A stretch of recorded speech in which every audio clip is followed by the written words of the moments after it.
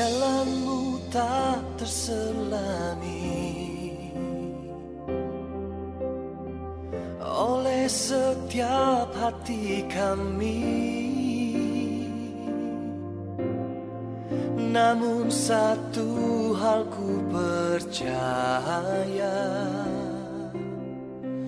ada rencana yang indah.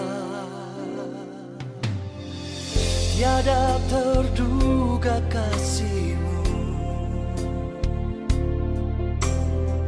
heran dan besar bagiku.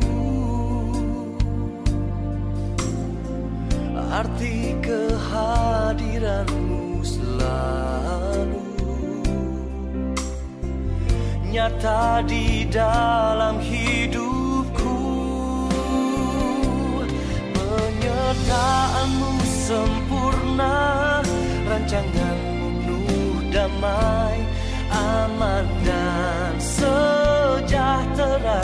Walau di tengah badai, ingin ku selalu bersama, rasakan keindahan arti kehadiran-Mu Tuhan.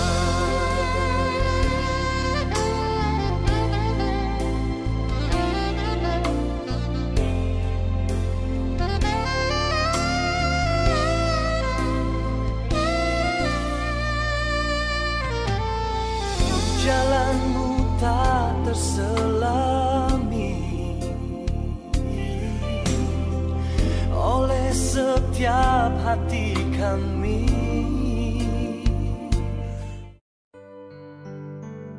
Shalom Bapak Ibu Saudara yang terkasih di dalam Tuhan. Kita berjumpa lagi di saat ini dan kita percaya bahwa Tuhan begitu mengasihi setiap kita. Kita akan memulaikan ibadah kita satukan hati kita berdoa.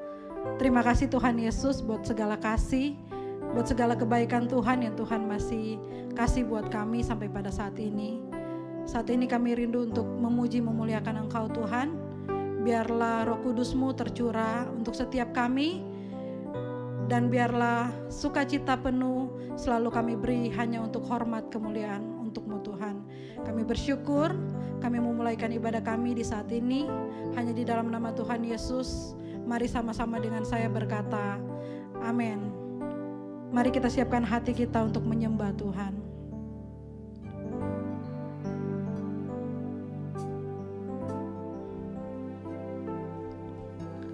Kemanakah aku dapat pergi, menjauhi Roh-Mu Tuhan? Ku berlari mendaki ke langit, namun Engkau ada di sana. Aku terbang dengan sayap fajar, diam di ujung bumi. Namun tangan-Mu menuntunku selalu, bawaku mendekat padamu. Engkau Tuhan Allah Maha Tahu, betapa dahsyatnya kuasa-Mu. Hadirat-Mu kini penuhiku.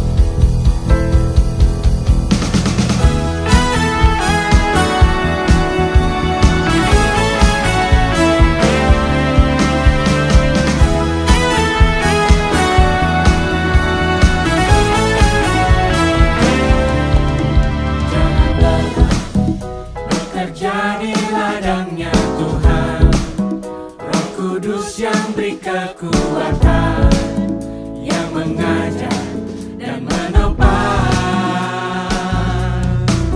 Tiada lelah bekerja bersamamu Tuhan, yang selalu mencukupkan akan segalanya.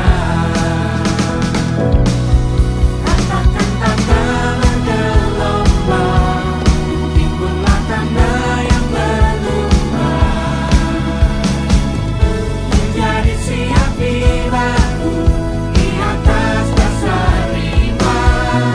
Katakan tanda bergelombang, timbullah tanda yang berlubang, menjadi siap dibantu di atas dasar iman.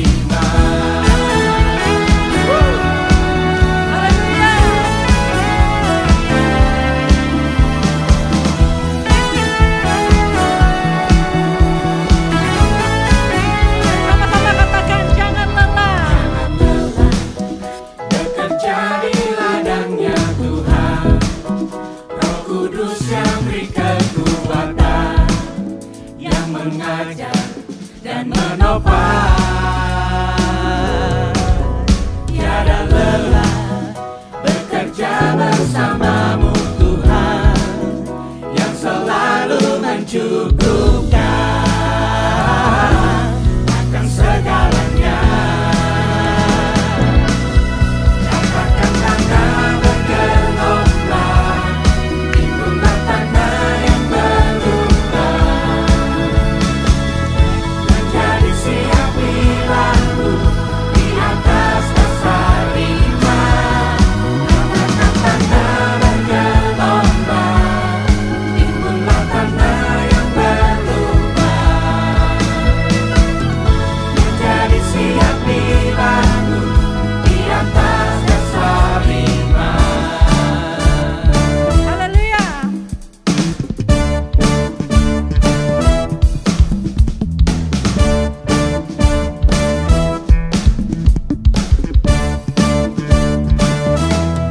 Katakan tanda bergelombang, timbullah tanda yang berubah, menjadi siap dibangun di atas dasar iman. Katakan tanda bergelombang, timbullah tanda yang berubah, menjadi siap dibangun di atas dasar iman. Katakan tanda bergelombang, timbullah tanda yang berubah, menjadi siap dibantu di atas dasar iman. Katakan tanda bergelombang, timbullah tanda yang berubah, menjadi siap dibantu, menjadi siap dibantu, menjadi siap dibantu di atas dasar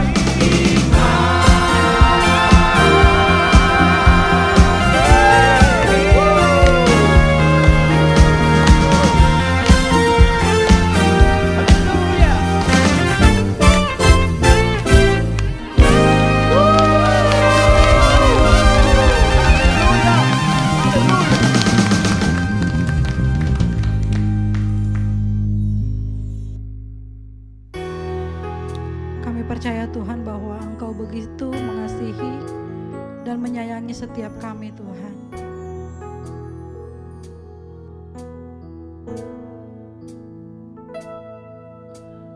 Lebih dari Bapa di dunia,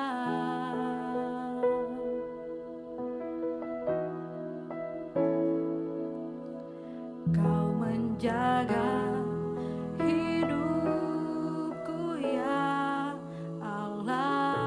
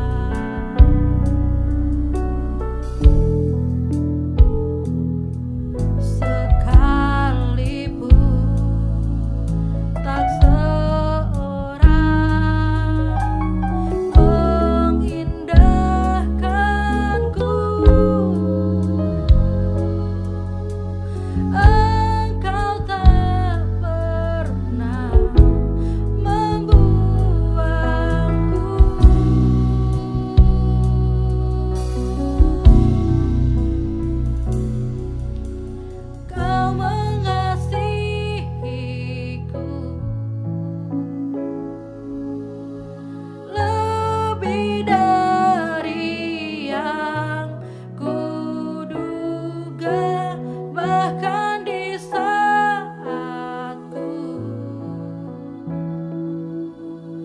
tiada menyadarinya, kau sentuh hatiku dengan kasih yang sempurna. Kau menyayangi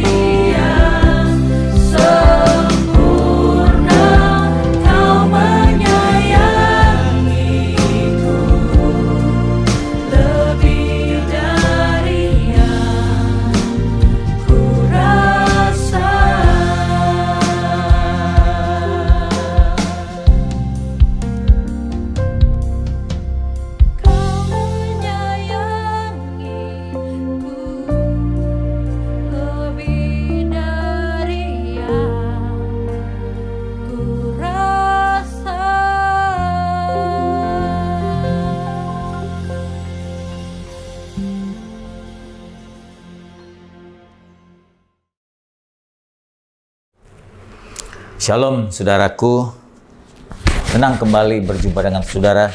Setelah beberapa minggu saya belum sempat menyampaikan kebenaran firman Tuhan. Ini kali kita sama-sama berbakti, mencari wajah Tuhan. Saya berharap saudara semua baik dan sehat. Mari kita berdoa lebih dahulu setelah kita mendengarkan pujian-pujian yang disampaikan oleh kawan-kawan pekerja kita. Saatnya kita membuka hati supaya Tuhan berbicara kepada kita melalui firman-Nya. Kami tunduk kepala kembali Tuhan. Kami mensyukuri masih dapat mengikuti ibadah. Masih dapat mentaati perintah-perintah Tuhan. Masih dapat berjalan hidup bersama-Mu Tuhan. Masih dapat menikmati berkat-berkat-Mu, kedamaian-Mu, sejahtera-Mu Tuhan. Masih merasakan perlindungan dan rahmat-Mu. Saatnya sekarang kami membuka hati untuk kembali mendengar, belajar, mengamati, dan meneliti apa yang sudah dan belum kami lakukan dari kebenaran firman Tuhan. Buka hati kami, mampukan kami mengerti apa yang kami dengar. Demi nama-Mu Tuhan Yesus kami sudah berdoa. Amin. Saudaraku, saya akan kembali menyampaikan sebuah khotbah yang menjadi khotbah dasar dari iman Kristen. Karena beberapa waktu yang lalu banyak polemik tentang kabar keselamatan. Sebab itu saya kembali membahas tentang keselamatan itu. Apakah betul selain dari korban Yesus, selain dari penebusan Yesus, ada cara lain orang dapat diselamatkan? Semua agama, semua kebudayaan, semua latar belakang manusia di dunia ini berusaha dalam hidup ini untuk bisa mencapai keselamatan, untuk mendapatkan keselamatan, supaya kelak setelah manusia menyelesaikan hidup di dunia ini yang singkat, mereka terselamatkan dari hukuman dosa yang mereka perbuat selama hidup. Semua agama berusaha untuk dapat selamat dari hukuman kekal itu. Dalam pengamatan saya, setiap keyakinan adalah usaha manusia. Manusia berusaha untuk berbuat ini, berbuat itu, berbuat ini, berbuat itu, supaya dosa-dosanya terhapuskan atau terbayar hutang-hutang dosanya oleh perbuatan-perbuatan manusia. Apakah di dalam iman Kristen kita juga mendapatkan rumusan yang sama? Kita juga dapat memperoleh keselamatan di luar dari Yesus? Ataukah hanya Yesus satu-satunya cara kita diselamatkan? Atau yang kedua, setelah Yesus menebus dosa kita, perlukah ditambah lagi dengan perbuatan-perbuatan baik kita supaya keselamatan kita makin sempurna? Nah, inilah yang kita akan bahas pada saat ini. Tema firman Tuhan pada saat ini adalah, adakah keselamatan di luar korban Kristus? Karena menurut iman Kristen, keselamatan hanya ada satu cara, yaitu melalui korban Kristus. Nah, bagaimana menyelamatkan diri, manusia menyelamatkan diri dari hukuman kekal, dari hukuman dosa? Itu yang akan kita bahas. Saudaraku, semua dimulai oleh manusia pertama. Alkitab dengan tegas menyatakan satu-satunya cara dari manusia pertama Adam dan Hawa untuk dapat diselamatkan dari hukuman kekal akibat dosa yang diperbuatnya, hanya beriman melalui penebusan kematian Tuhan Yesus Kristus.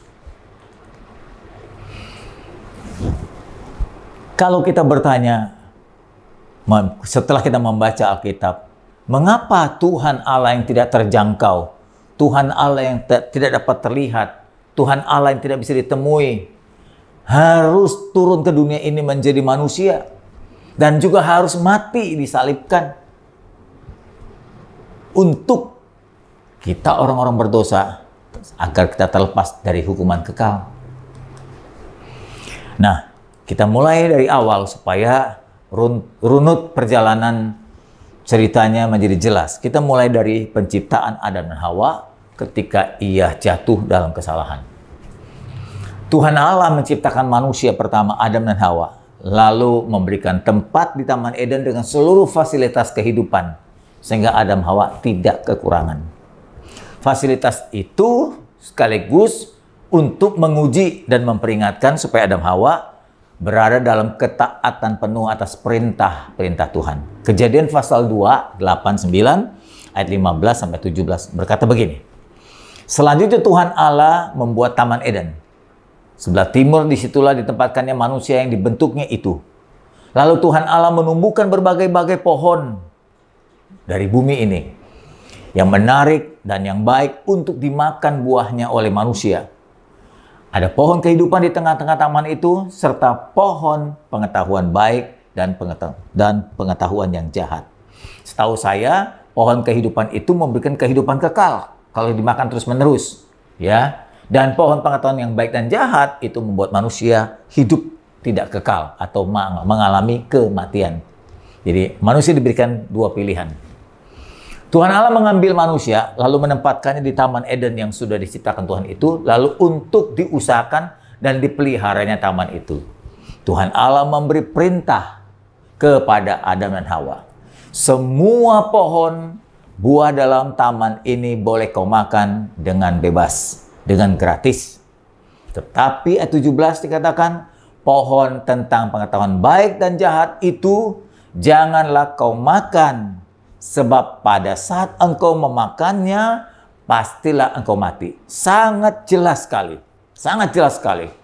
Tuhan memberikan tumbuhan pengetahuan baik dan jahat itu sebagai pengujian tentang ketaatan atau pemberontakan Adam Hawa. Ada pohon kehidupan yang membuat Adam Hawa jadi hidup selama-lamanya, dan pengetahuan baik dan jahat membuat manusia Adam Hawa itu mati. Pada saat kau makan buahnya, hari itu juga engkau pasti mati. Ternyata, saudaraku, sayang sekali manusia memberontak. Manusia tidak mentaati perintah Tuhan. Adam dan Hawa tidak melakukan apa yang Tuhan inginkan. Jangan saudara berpikir-pikir, wah kalau saya jadi Adam Hawa, saya tidak akan seperti itu. Pada dasarnya manusia itu hampir sama. Jika saudara dan saya ditempatkan di Taman Eden yang sama, kita menggantikan posisi Adam Hawa, kemungkinan besar juga kita ada kecenderungan untuk melawan Tuhan. Bukti yang gampang adalah dalam kehidupan sehari-hari. Kalau kita dihadapkan dengan cobaan-cobaan, biasanya kita jatuh. Biasanya kita melawan. Biasanya kita memberontak. Hampir setiap hari ada saja dosa yang kita lakukan. Dan itu membuktikan bahwa kita juga adalah pemberontak. Sama seperti Adam Hawa. Jadi manusia Adam Hawa ada kecenderungan memberontak, tidak mentaati perintah Tuhan. Maka jatuhlah manusia dalam dosa. Kejadian 3 ayat 6 mengatakan, perempuan itu, Hawa, melihat bahwa buah pohon itu baik untuk dimakan dan sedap kelihatannya.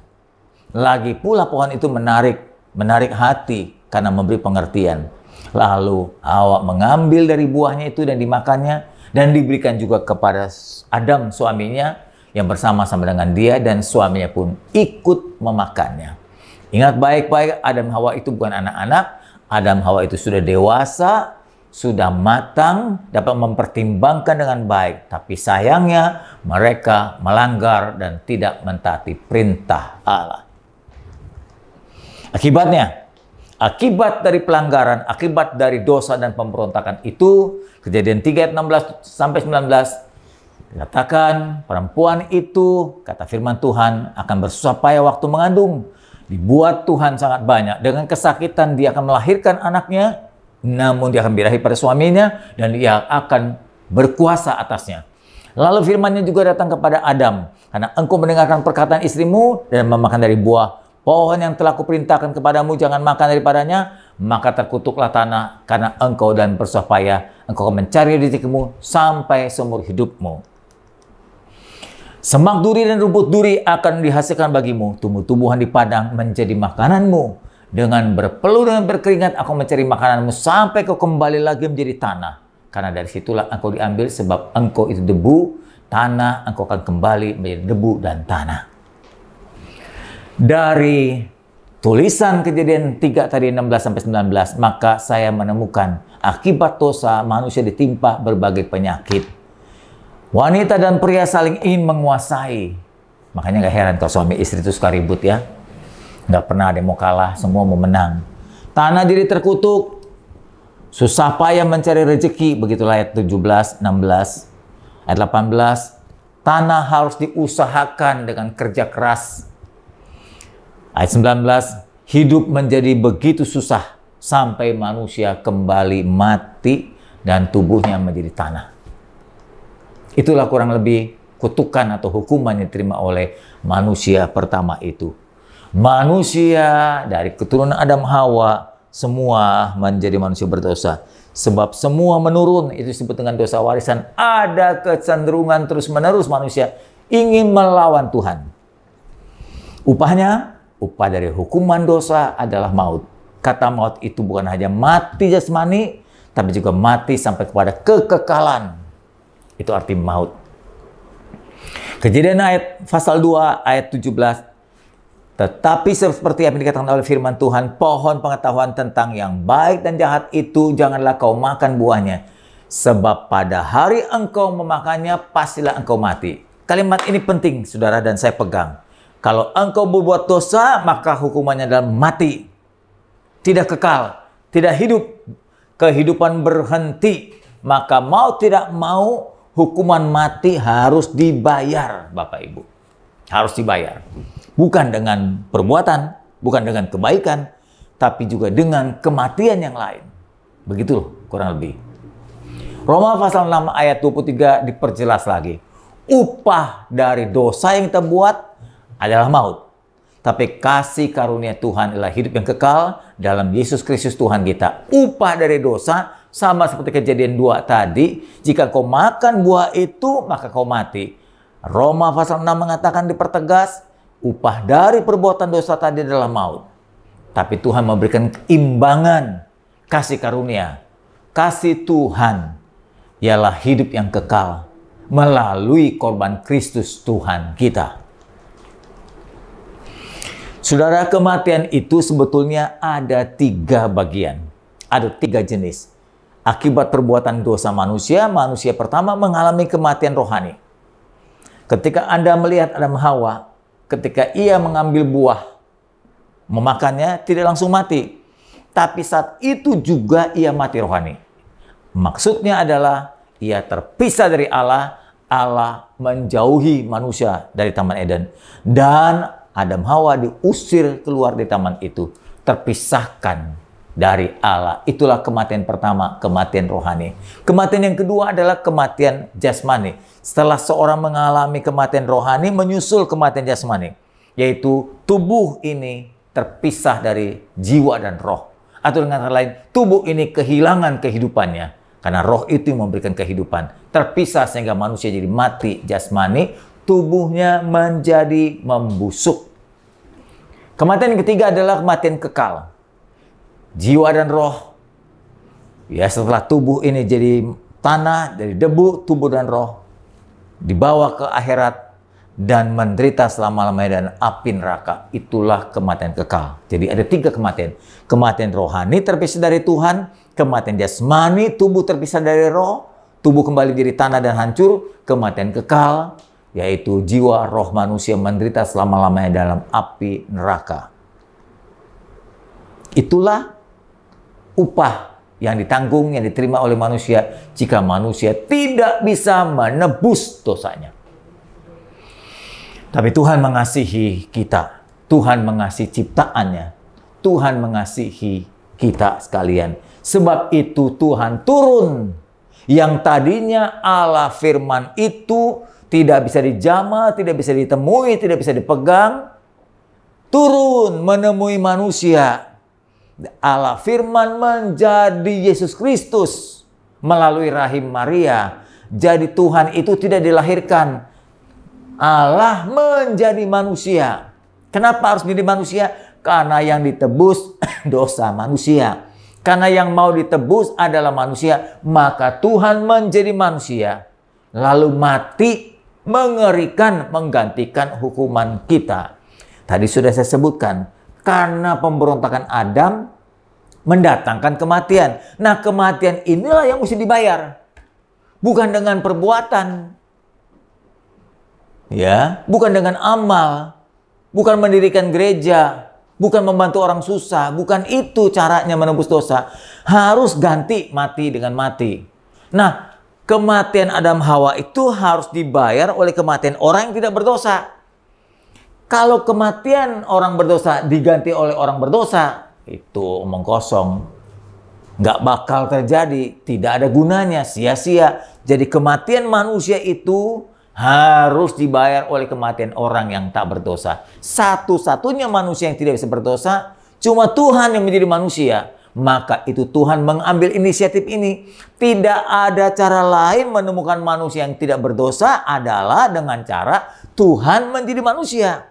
Nah, Tuhan menjadi manusia adalah manusia sempurna. Yesus itu adalah manusia sempurna yang tidak berbuat dosa. Dia yang mati menggantikan dosa-dosa kita.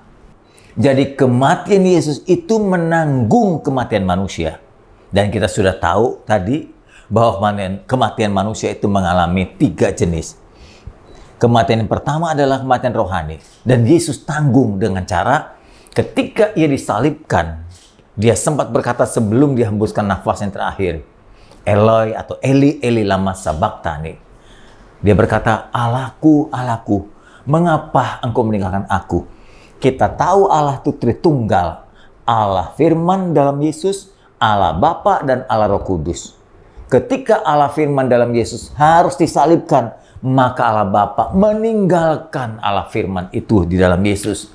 Kenapa ditinggalkan? Karena Yesus menanggung semua dosa kita. Bukan Yesus berbuat dosa, tapi Yesus menanggung semua dosa manusia. Ketika Sang Bapa melihat anaknya begitu berdosa, maka Sang Bapa harus memalingkan mukanya, meninggalkan Sang anak. Itulah kematian rohani yang pertama yang digantikan oleh Kristus. Yang kedua, kita mengalami kematian jasmani. Kematian ini pun dibayar oleh Yesus.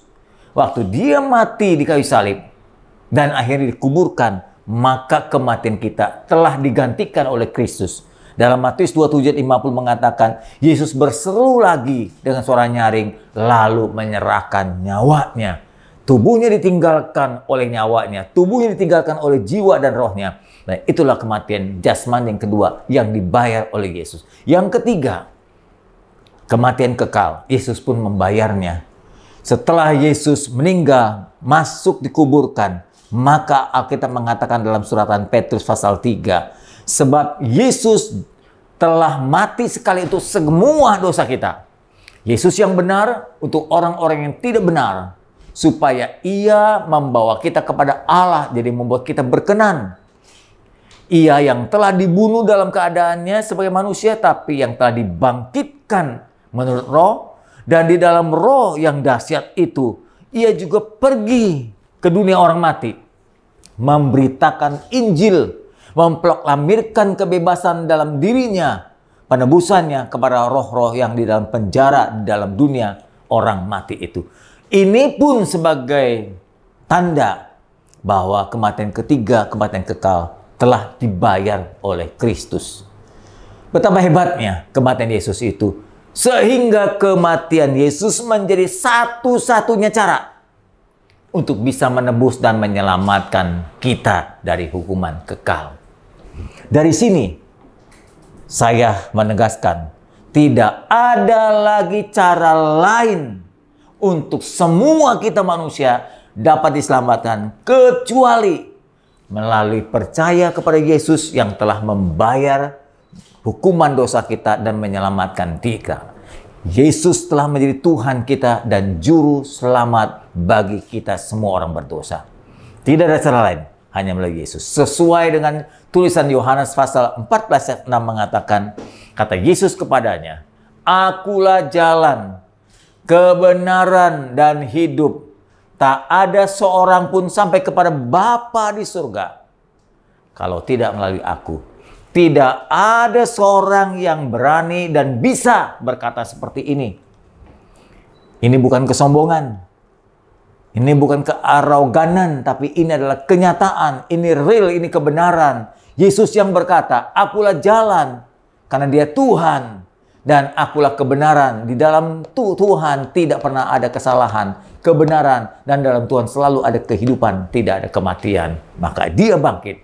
Tak ada seorang pun dan berbuat apapun bisa datang kepada Bapa di surga kalau tidak melalui Yesus Kristus. Jelas.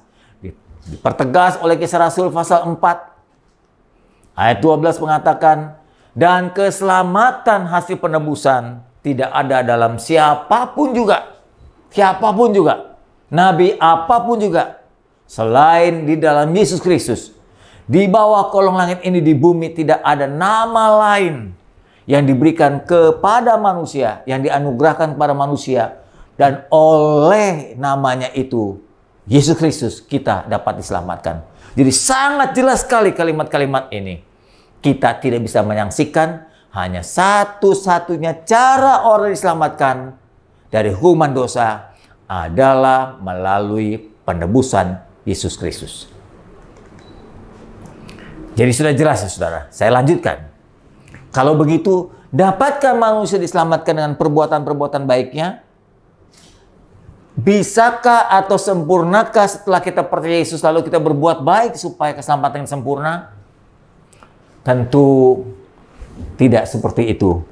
Hanya satu cara engkau diselamatkan, hanya melalui penebusan Kristus. Kalau engkau melakukan hukum-hukum agama, engkau melakukan hukum Taurat. Kita tahu hukum Taurat ada 10 pokok yang besar. Ya, diantaranya jangan menyebut nama Allah sembarangan, jangan menyembah ilah lain, ya. Jangan ada padamu patung, ya. Hormat hari Sabat dan seterusnya. Jangan membunuh, jangan berzina, jangan mencuri. Terus 10 hukum itu engkau lakukan. Apakah dengan melakukan hukum Taurat itu engkau dapat diselamatkan? Karena inti dari semua keyakinan dan kepercayaan di dunia ini adalah Taurat. Anda teliti di mana-mana. Semua keyakinan di bumi ini dasarnya adalah Taurat.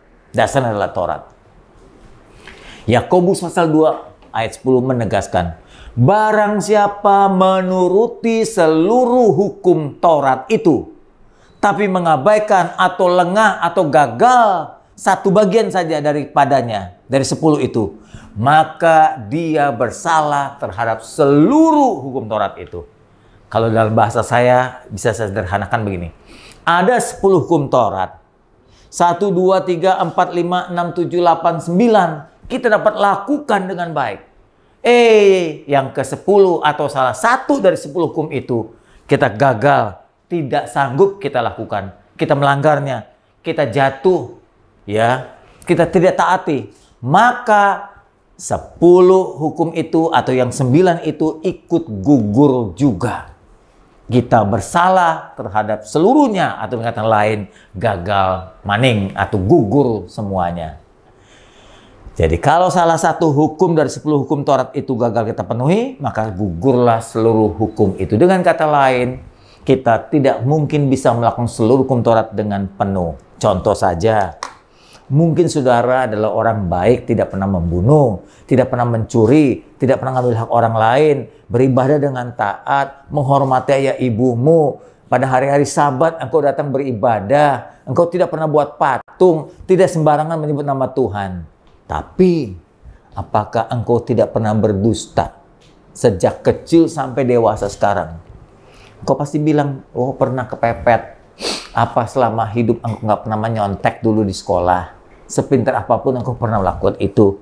Hal-hal seperti ini tidak terhindarkan. Tidak ada manusia yang sempurna melakukan hukum Taurat. Maka gugurlah orang yang menuntut hukum Taurat untuk bisa sempurna. Gugurlah hukum Taurat karena engkau tidak bisa memenuhinya. Jadi Taurat itu tidak menyelamatkan kita dari hukuman dosa. Tapi justru dengan adanya hukum Taurat, dosa kita makin jelas. Ya, kalau kita nggak melihat tulisan, lalu kita melanggar sesuatu aturan, kita nggak salah. Tapi kalau ada tulisan dilarang ini, dilarang itu, lalu kita melanggarnya, maka tulisan itu memperjelas bahwa kita salah. Sebelum Taurat turun ke bumi ini, manusia mungkin tidak tahu kalau dia salah. Tapi setelah Taurat turun, jangan membunuh, maka ketika orang membunuh jadi salah. Jelas. Jangan mencuri, ada tulisan, ada perintah. Jangan mencuri, kalau dia mencuri makin jelas. Anda telah melanggar hukum kedua dan ketiga seterusnya. Karena tertulis demikian. Taurat pun ditulis untuk memperjelas dosa-dosa kita. Akhirnya Taurat bukan menyelamatkan, tapi menuntut saudara dan saya. Perbuatan baik juga tidak bisa menebus dosa kita. Efesus pasal 2 ayat 9-8. Kalau ada orang menyampaikan firman Tuhan, selain dari keselamatan melalui penebusan Yesus, melalui perbuatan baik, melalui mengasihi, melalui berkorban, melalui amal, itu nggak benar Bapak Ibu. Alkitab dengan jelas dalam Efesus 2 ayat 8-9 dengan tegas mengatakan, sebab karena kasih karunia kamu diselamatkan. Oleh iman engkau percaya bahwa kasih karunia Tuhanlah yang menyelamatkan aku. Itu bukan hasil usahamu. Semua hasil usaha kita, semua upaya kita, semua perbuatan kita, semua kebaikan kita nggak bakal bisa menyelamatkan kita. Karena perbuatan kita tidak membayar kematian. Upah dosa kematian. Jadi perbuatan baik kita, amal kita, kasih kita, itu tidak menebus kematian. Tapi oleh pemberian Tuhan, yaitu kematian dirinya, penebusan melalui Yesus itu, kita dibayarnya. Itu bukan hasil pekerjaanmu. Jangan ada orang memegahkan diri. Jadi engkau selamat bukan karena kebaikanmu, bukan karena hasil usahamu. Jadi kalau ada pengajaran-pengajaran mengatakan engkau diselamatkan oleh kebaikanmu, perbuatanmu, kasih setiamu, itu salah. Yang menyelamatkan kita, yang menebus kita adalah kematian Kristus, penebusan Kristus. Itu benar. Cuma itu satu-satunya cara. Dan itulah kasih karunia diberikan kepada kita. Kita terima dengan percaya. Jadi membagi harta, membagi makanan pada orang susah, membangun rumah ibadah, nolong orang susah dan lain-lain, itu tidak menebus dosa. Perbuatan itu baik, sangat baik. Tapi bukan untuk menebus dosa. Ya, bukan untuk menebus hukuman dosa kita. Ya, karena dosa yang dilanggar, yang dibuat oleh manusia itu mendatangkan kematian, maka untuk menebusnya adalah dengan kematian orang yang tak berdosa. Apakah kalau kita sudah diselamatkan, kita perlu masih berbuat baik? Sebab kita sudah selamat. Sementara perbuatan baik kita tidak membawa keselamatan. Jadi timbul pertanyaan, setelah kita jadi orang percaya, diselamatkan, masih perlu nggak berbuat baik? Saudaraku, saya pertegas, perbuatan baik manusia tidak cukup, bahkan tidak dapat membayar hukuman dosa kita atau menyelamatkan kita. Jadi perlu nggak perbuatan baik? Nah, kenapa tidak cukup perbuatan baik atau tidak dapat membayar hukuman dosa atau tidak bisa menyelamatkan kita? Karena kalau kita mau jujur, perbuatan dosa kita lebih banyak daripada perbuatan baik kita. Kita pun tidak bisa mengukur seberapa besar perbuatan baik kita. Kita juga sekarang nggak bisa mengukur sudah berapa banyak dosa yang kita buat. Nah, kita nggak bisa ngimbangi semua kira-kira. Semua orang beragama, kalau tanya berapa sih dosa yang kamu buat, berapa sih kebaikan yang kamu sudah buat juga, kira-kira seimbang belum? Nggak ngerti dia. Nggak bisa mengira-ngira, nggak bisa mengukur. Jadi maaf saja, ada begitu banyak orang yang menutup mata, menghembuskan nafas dengan perkiraan saja. Kira-kira cukup nggak ya amal saya? Kira-kira cukup nggak ya kebaikan saya? Kira-kira cukup nggak ya perbuatan baik saya untuk membayar? Semua kira-kira, makanya moga-moga. Mudah-mudahan. Saya pertegas saja, kemungkinan besar, bahkan kecenderungan manusia berbuat lebih banyak dosanya daripada perbuatan baiknya. Kedua, pelanggaran dosa itu menuntut penebusan melalui kematian, bukan dengan perbuatan. Jadi pelanggaran dosa akibat mendatangkan kematian itu mesti dibayar kematian ini. Bukan dengan perbuatan, dengan kematian dari orang yang tak berdosa. Nah sekarang carilah orang yang tidak pernah berdosa. Siapa di dunia ini yang bisa membayar penebusan dosa kita? Nggak ada kecuali Allah yang menjadi manusia. Jadi banyak orang bingung. Siapa sih Yesus itu? Kok sampai dilahirkan? Dia adalah Allah yang menjadi manusia yang tidak bisa berbuat dosa. Dari dialah penebusan itu bisa datang. Atau melalui dialah dosa kita dapat ditebusnya. Bukan dengan perbuatan baik. Setelah kita selamat, nah dengar ya, kita pasti berbuat baik. Kenapa? Lihat ceritanya. Orang-orang yang sudah selamat, sungguh-sungguh selamat, orang-orang yang betul-betul hidup di dalam Kristus dan melakukan firman-Nya, maka tanpa diminta, tanpa disuruh, dia pasti berbuat baik. Kita selamat hanya dengan satu cara. Sekali lagi, melalui penebusan Yesus Kristus. Prosesnya adalah, lihat ya, sebelum saya jadi pengikut Kristus, saya ini di sini. Saya ini orang berdosa. Ketika saya dengar berita bahwa Yesus itu juru selamat, saya percaya. Kemudian saya melangkah, saya bertobat. Terus kemudian saya dilahirkan baru. Kemudian saya terus berubah dengan kodrat yang baru, lahir baru, kodrat yang baru, saya menyerupai Kristus. Nah, dalam perjalanan saya memiliki kodrat baru ini, maka saya akan berbuat seperti Yesus. Pasti saya berbuat baik tanpa disuruh. Karena itu,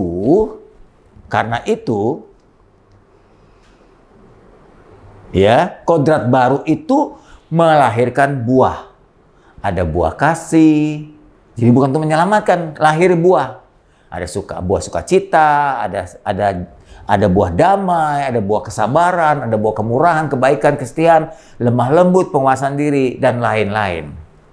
Itu hasil dari kodrat baru. Kodrat baru itu otomatis mengeluarkan perbuatan-perbuatan yang baik.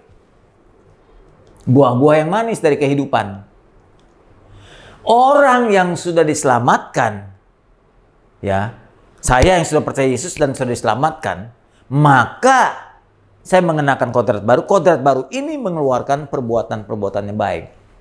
Dan perbuatan baik saya yang saya lakukan bukan untuk menebus dosa saya. Kenapa? Karena saya sudah ditebus oleh Yesus. Dosa saya sudah ditebus. Lalu saya jadi ciptaan yang baru. Waktu saya jadi ciptaan yang baru, kodrat yang baru, maka kodrat baru ini melahirkan perbuatan-perbuatan baik tanpa disuruh. Beda ya. Orang yang tidak percaya Yesus berbuat baik untuk bisa dosa ditebus. Itu pun belum tentu bisa jadi atau bisa tertebus. Tapi orang yang telah percaya Yesus tanpa disuruh, dia telah mengenakan kodrat baru, dan kodrat baru ini melahirkan perbuatan-perbuatan yang baik. Jadi orang yang sudah selamat, percaya Yesus, perlu berbuat baik? Iya. Setelah saya percaya Yesus, malah saya berbuat baik. Perbuatan baik saya ini adalah tanda bahwa saya sudah diselamatkan.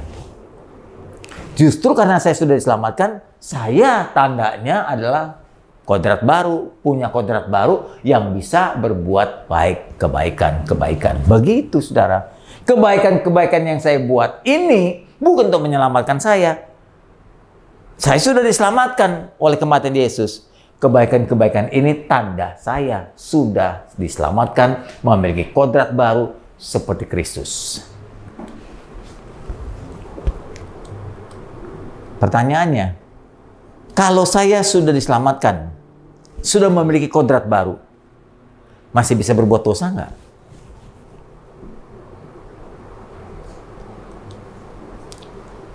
Saudaraku, saya orang percaya, saudara orang percaya yang memiliki kodrat baru, itu kan berproses.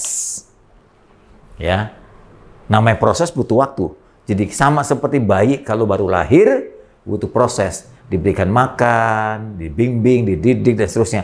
Proses pertumbuhan. Demikian juga anak Tuhan. Ketika dia percaya kepada Yesus, diselamatkan, dapat kodrat baru oleh Roh Kudus, kodrat baru itu bertumbuh. Nah, selama pertumbuhan, sama seperti bayi itu, pasti bisa jatuh. Dia belajar jalan aja, jatuh. Kesengkat kakinya sendiri, jatuh. Kepeleset, jatuh. Nggak dipegang, jatuh. Jadi, orang yang percaya Yesus, yang baru-baru percaya Yesus, dalam perjalanan proses pertumbuhan, masih bisa jatuh dalam dosa. Tapi karena kodratnya baru, dia tidak suka berbuat dosa. Dia masih bisa jatuh dalam dosa atau berbuat dosa, tapi dia tidak suka dengan berbuat dosa. Bayi itu juga bisa jatuh. Anak-anak bisa jatuh, tapi dia menangis ketika jatuh. Dia nggak suka jatuh, karena jatuh itu sakit, jatuh itu kaget, jatuh itu mengejutkan. Ya, sama dengan orang Kristen yang sudah dapat kodrat baru, dia masih bisa jatuh dalam kesalahan, tapi tidak suka berbuat salah. Kalau dia jatuh dalam kesalahan, maka dia akan cepat-cepat bangkit. Dia cepat-cepat bertobat. Ya, jangan dihakimi. Dia berusaha lagi untuk bangkit mentaati perintah Tuhan karena kodrat baru itu. Lain dengan kodrat lama. Kalau kodrat lama bukan jatuh, suka hidup dalam dosa, seneng dengan dosa, hobi dengan dosa, enak dengan dosa. Kalau kodrat baru, tidak suka lagi dengan dosa dan cepat-cepat bangkit dari kesalahan. Jika ada orang, mungkin yang berkata, Pak, itu orang percaya, udah percaya Yesus, enak-enaknya berbuat dosa ya, selamat nggak dia? Betul nggak dia anak Tuhan? Saya ingin katakan, jika ada orang percaya masih berbuat dosa seenaknya, justru itu tanda dia belum bertobat. Sebab kalau dia bertobat, kan tadi sudah saya katakan ada kodrat baru, dia nggak suka. Tapi kalau dia masih terus itu dalam dosa, berbuat dosa seenaknya, itu tanda dia belum bertobat. Itu tanda dia belum lahir baru. Dia tanda juga belum selamat. Jangan-jangan Tuhan tidak mengakui dia sebagai anaknya. Jadi belum bertobat, belum lahir baru, belum selamat. Sebab kalau sudah bertobat, pasti lahir baru. Kalau lahir baru, pasti selamat. Tapi kalau belum bertobat, belum lahir baru, mungkin juga belum selamat. Jadi orang itu sebetulnya belum diselamatkan karena masih suka dengan berbuat dosa. Belum bertobat dia. Jangan Anda berkata kalau dia sudah masuk gereja, masuk rumah ibadah, orang itu bertobat. Belum tentu, Ibu Bapak. Ya, belum tentu. Jika orang percaya berdosa, jangan anggap, wah dia mah udah percaya juga masih buat dosa. Jangan anggap berbuat dosa itu enak. Jangan anggap berbuat dosa itu nyaman. Berbuat dosa itu tidak nyaman. Tanyakan kepada diri saudara atau tanyakan kepada orang yang pernah berbuat dosa. Pasti saudara sendiri pernah merasakan ada rasa bersalah. Terasa ada rasa salah. Doa pun rasanya kadang-kadang nggak berani. Ada rasa terhukum. Ada rasa tidak damai di hati. Gelisah. Malah bisa marah kompensasinya. Dan mendukakan hati Tuhan. Ada lagi banyak perasaan. Nah, kalau dosa itu tidak diselesaikan, perasaan-perasaan merasa tidak damai, merasa terhukum, merasa bersalah, itu nggak hilang-hilang. Jadi nggak nyaman berbuat dosa itu. Saudaraku, jangan anggap enak. Ya. Nah, harapan saya dan doa saya setiap hari. Tiap hari saya memikirkan begini, Bapak Ibu. Yesus telah mati dengan mengerikan. Yesus dengan susah payah dari Allah tak terjangkau turun jadi manusia, itu sudah pengorbanan. Itu sudah pengorbanan. Dari Allah yang tidak terjangkau maha kuasa menjadi terbatas, itu sudah pengorbanan. Sudah itu hidup dalam keadaan susah, kemiskinan, ya. Kemudian Yesus harus sebelum mati disiksa dengan luar biasa akibat dari dosa itu. Dan mati dengan mengerikan. Semua itu pengorbanan yang tiada tara, tak ada bandingannya. Lalu masih banyak orang tidak bisa percaya. Masih banyak orang ngeyel, masih banyak orang menghina. Wah, kalau saya baca di Facebook, banyak banget orang menghina tentang Yesus. Sampai saya berkata, Tuhan, Engkau kan Maha Kuasa. Engkau telah bersusah payah turun jadi manusia, mati, mengerikan di kayu salib.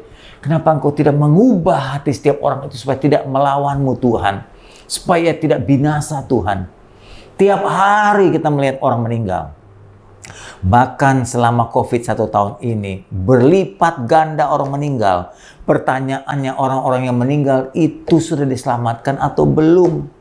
Di dunia saja dia sudah menderita. Anda lihat di beberapa negara miskin, hidup menderita, matinya pun menderita. Dari mulai sakit sampai mati, tidak bisa bernafas dan sangat menderita. Lalu di neraka menderita lagi. Masakan belas kasihan Tuhan tidak turun? Itu yang saya pikir, saya doakan tiap hari. Dan saya menggerakkan semua jemaat, ayo berpikir. Mari kita berjuang. Beritakan Injil ini dengan bijaksana dan hati-hati. Minta kuasa Tuhan supaya Tuhan melembutkan hati orang-orang yang keras hati, yang sulit percaya.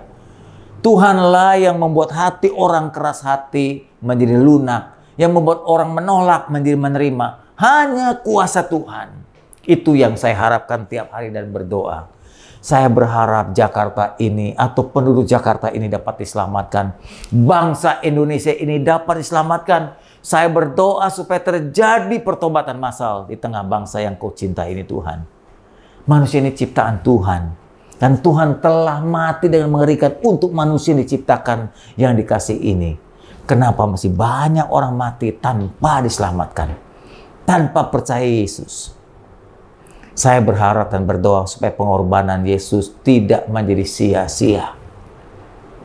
2000 tahun lalu kita sering kali melihat tayangan-tayangan Yesus mati dengan mengerikan. Tapi apakah membawa dampak, membawa keselamatan? Ya memang ada.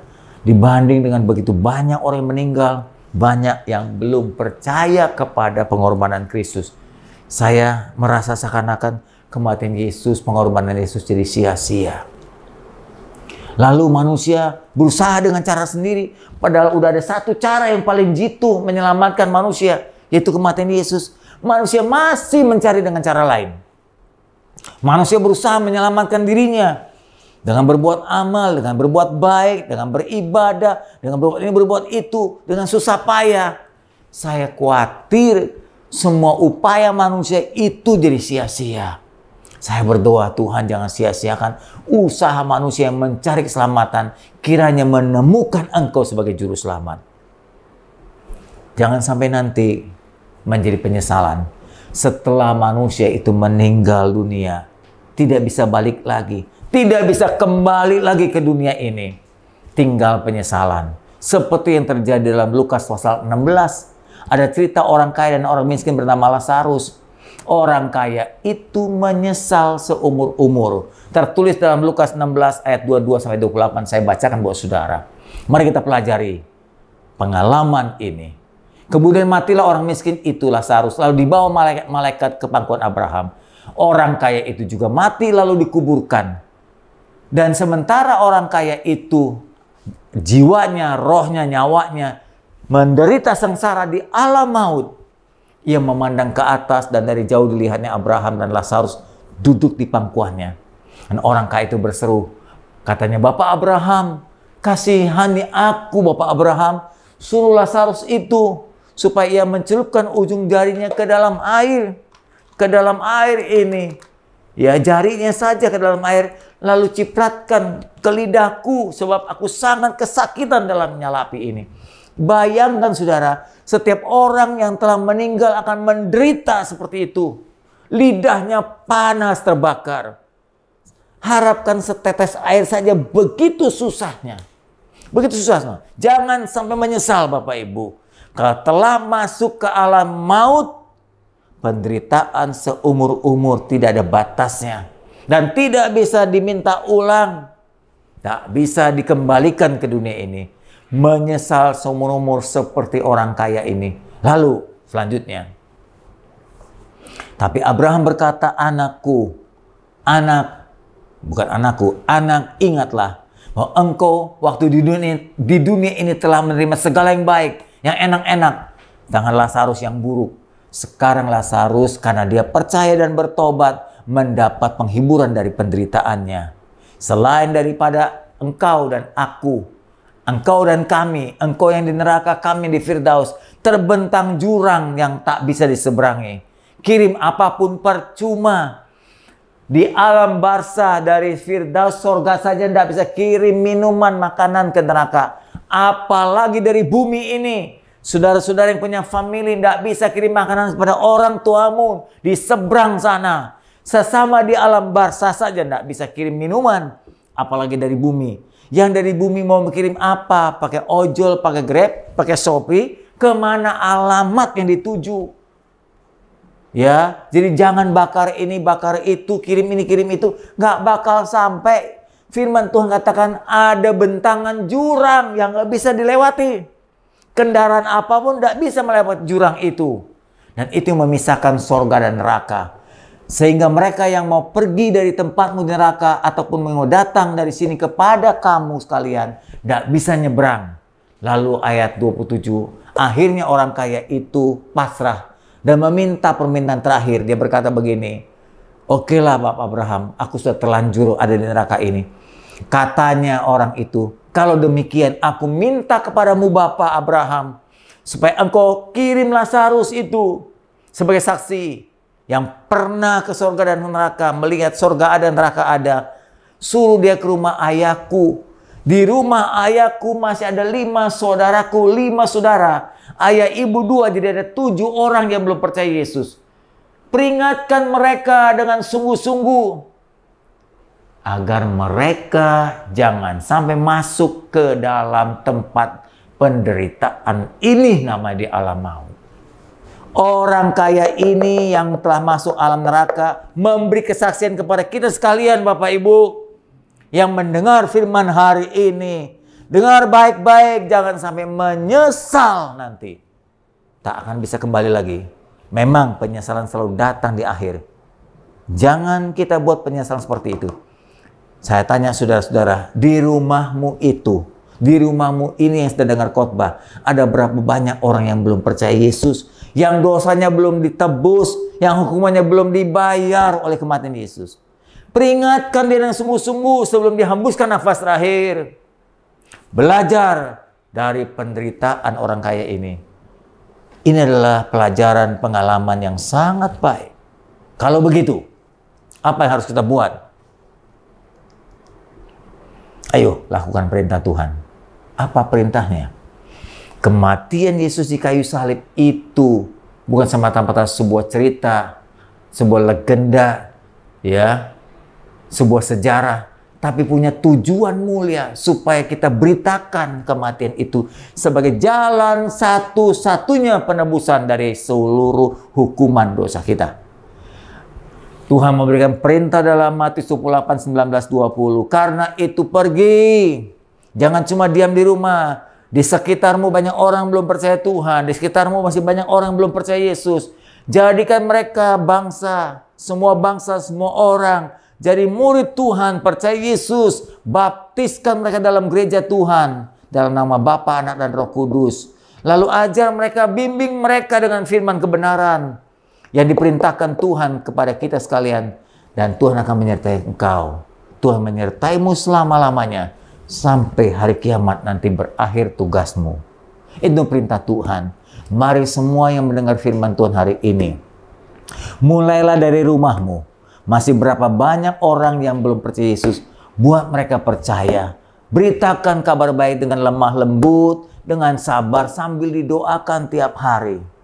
Lalu beritakan teman-temanmu, di kantormu, bergaul dengan orang-orang lain. Itulah tugas yang paling besar dan tugas paling mulia. Menyelamatkan manusia untuk selama-lamanya. Kiranya Tuhan memberkati saudara sekalian. Sekali lagi sudah jelas dan tegas bahwa keselamatan hanya satu saja caranya. Melalui penebusan Yesus Kristus. Amin. Mari kita tunduk kepala, kita siapkan diri untuk menerima perjamuan kudus atau perjamuan Tuhan. Saya berharap saudara telah menerima roti dan anggur ini yang diberikan oleh pekerja Tuhan di Palem dan di Kelapa Gading, paling lambat hari Sabtu pekerja-pekerja gereja telah memberikan kosti dan anggur ini kepada saudara. Kosti dan anggur ini kepada saudara. Jika sampai hari Sabtu saudara belum mendapatkannya, saudara bisa menggunakan roti tawar dan Fanta anggur sebagai penggantinya. Saya ulang lagi, pekerja atau gereja Tuhan datang mengantarkan ini ke rumah-rumah saudara. Jika sampai saudara belum mendapatkan pada hari Sabtu malam, saudara secepatnya mencari roti tawar dan Fanta anggur sebagai pengganti. Mari saudaraku, roti di tangan kanan kita menggambarkan tubuh Kristus dan anggur di tangan kiri kita menggambarkan darah Yesus. Semua ini gambaran dari penebusan. Inilah tanda satu-satunya kita dapat ditebus dan diselamatkan melalui korban Yesus. Kita tunduk kepala dan berdoa. Tuhan, kami datang kepadamu. Kami bersyukur untuk perjamuan ini untuk mengingatkan kami betapa besarnya kasih karunia Tuhan. Berkati kami dengan perjamuan-Mu ya Tuhan. Dalam nama Yesus kami sudah berdoa. Amin. Saudaraku, angkatlah rotimu dan dengarkan firman Tuhan. Roti yang kau genggam ini melambangkan tubuh Tuhan yang telah dipecahkan, dan anggur di tangan kirimu menggambarkan darah yang telah tercurahkan. Penebusan telah berjalan sekali untuk selama-lamanya. Firman-Nya berkata, apa yang telah kuteruskan ini kepadamu, aku terima dari tugas Tuhan, perintah Tuhan, bahwa Tuhan Yesus pada waktu akan diserahkan, Dia mengambil roti, dan sesudah itu Ia mengucap syukur atas roti ini. Dia memecah-mecahkannya dan berkata, inilah tubuhku yang diserahkan bagi kamu sekalian. Kiranya engkau menjadi percaya. Berbuatlah ini menjadi peringatan akan aku. Ya, mari kita makan bersama-sama di dalam nama Tuhan Yesus Kristus.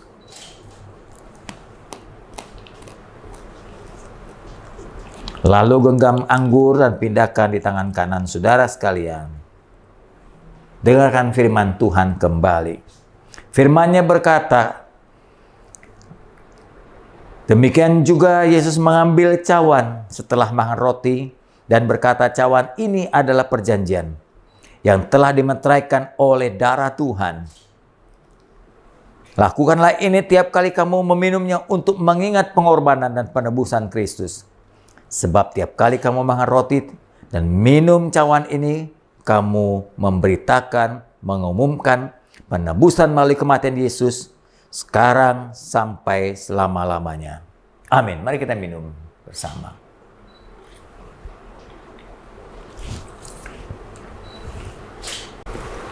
Terima kasih Tuhan Yesus. Mari kita berdoa. Bapa Surgawi, terima kasih untuk berkat-Mu yang sangat besar ini. Tidak ada harta, tidak ada jasa, tidak ada benda, tidak ada upaya yang dapat menebus hukuman dosa kami. Kami sadar dan insaf, semua manusia juga insaf, bahwa semua upaya kami, upaya manusia, tidak ada yang sempurna, cacat belaka. Sebab itu, yang dapat menebus dosa, hukuman kekal kami, hanya Yesus Kristus manusia sempurna itu. Yesus telah lakukan tugasnya, dan kami telah diselamatkan. Dan kami ingin membagikan kabar keselamatan ini kepada orang di rumah kami, kepada tetangga kami, teman kantor kami, kawan-kawan kami, dimanapun kami menemukan orang-orang yang belum percaya. Kami akan beritakan, kami akan ceritakan tentang anugerah, kasih karunia, pemberian cuma-cuma kabar baik ini kepada mereka agar mereka pun diselamatkan.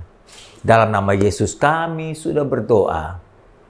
Tuhan, kami mohon yang sakit dijamah dan disembuhkan, yang belum dapat pekerjaan diberikan pekerjaan, yang berusaha diberkati ya Tuhan. Tolong supaya mereka dapat menghidupkan bukan hanya keluarga tapi pegawai-pegawainya juga. Berkati juga gereja-Mu Tuhan dengan segala programnya. Kami berharap beberapa waktu ke depan kami ingin dan rindu Tuhan untuk kembali beribadah secara offline, berada bersama-sama dalam rumah Tuhan, menyanyi, memuji, bersekutu bersama-sama dengan umat-Mu yang lainnya. Wujudkan ini dengan cara meredakan dan menghilangkan COVID di tengah bangsa ini, dari dunia ini. Dalam nama Tuhan Yesus kami sudah berdoa. Amin. Saudaraku, sebelum saya menutup atau kita menutup ibadah ini, saya sampaikan 1-2 pengumuman. Yang pertama, doa malam. Mari berdoa bersama-sama seperti yang kita harapkan. Paling tidak kita berdoa untuk Jakarta, paling tidak kita berdoa untuk bangsa ini Indonesia, supaya Tuhan turunkan hujan pertobatan. Tuhan selamatkan bangsa ini seperti Tuhan menyelamatkan kita. Kita berharap ada banyak jiwa diselamatkan. Jangan sampai satu persatu antri masuk neraka. Kita berdoa malam, yaitu Jumat tanggal 11 dan tanggal 25 Juni jam 7 malam. Di dalam doa kita memerlukan doa orang-orang sakit, orang-orang yang lemah, pekerjaan, usaha, rumah tangga, keluarga, anak cucu kita. Ya, dengar baik-baik, kalau saudara tidak punya masalah bukan berarti saudara nggak perlu berdoa. Kita berdoa untuk masalah orang-orang lain. Catat tanggal 11 dan 25 Juni kita berdoa jam 7 malam secara Zoom. Yang kedua, ibadah wanita juga dilaksanakan secara online melalui Zoom meeting Jumat tanggal 18 Juni jam 7 malam. Saya ulang kembali, ibadah wanita secara online dan pada hari Jumat tanggal 18 jam 7 malam. Saya ulang kembali, doa malam 11 dan 25 Juni, ibadah wanita 18 Juni, rata-rata semua jam 7 malam. Tuhan berkati, mari kita bangkit berdiri, kita selesaikan ibadah kita. Sekali lagi, sambil kita berdiri, kita berdoa dalam hati untuk jiwa-jiwa yang perlu kita kabari, untuk jiwa-jiwa yang kita perlu doakan agar mereka melunakkan hati menerima Yesus. Mari kita bangkit berdiri. Bapa, ibadah telah selesai. Semua yang mengambil bagian dalam pelayanan hari ini, pemuji, pemusik, WL, sound system, editing, kameramen, yang syuting, bahkan pendoa-pendoa, sampai kepada bendahara, pekerja-pekerja Tuhan yang melayani perjamuan dan membagi perjamuan, semua diberkati Tuhan.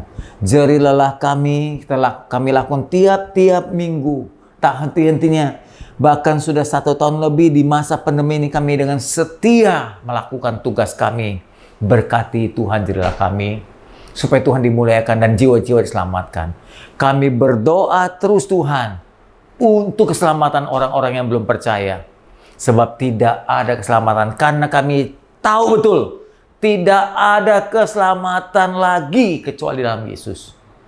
Kasihani manusia Tuhan yang belum percaya, mereka akan binasa selama-lamanya tanpa keselamatan dalam Yesus. Kami berdoa untuk family-family kami, keluarga dekat kami, kerabat kami, anggota keluarga kami, ayah ibu kami, paman dan bibi, engkong nenek kami Tuhan, opa oma, paman bibi kami Tuhan, semua yang ada dalam keluarga besar kami. Tolong selamatkan ya Tuhan. Engkau berjanji jika satu diselamatkan, sesi rumah akan diselamatkan. Tuhan tolong wujudkan janji dan jadi firman Tuhan ini. Sekarang ya Tuhan, sertai kami. Berjalanlah dan sertailah kami sepanjang hidup kami. Sampai kami jumpa kembali dalam ibadah berikutnya.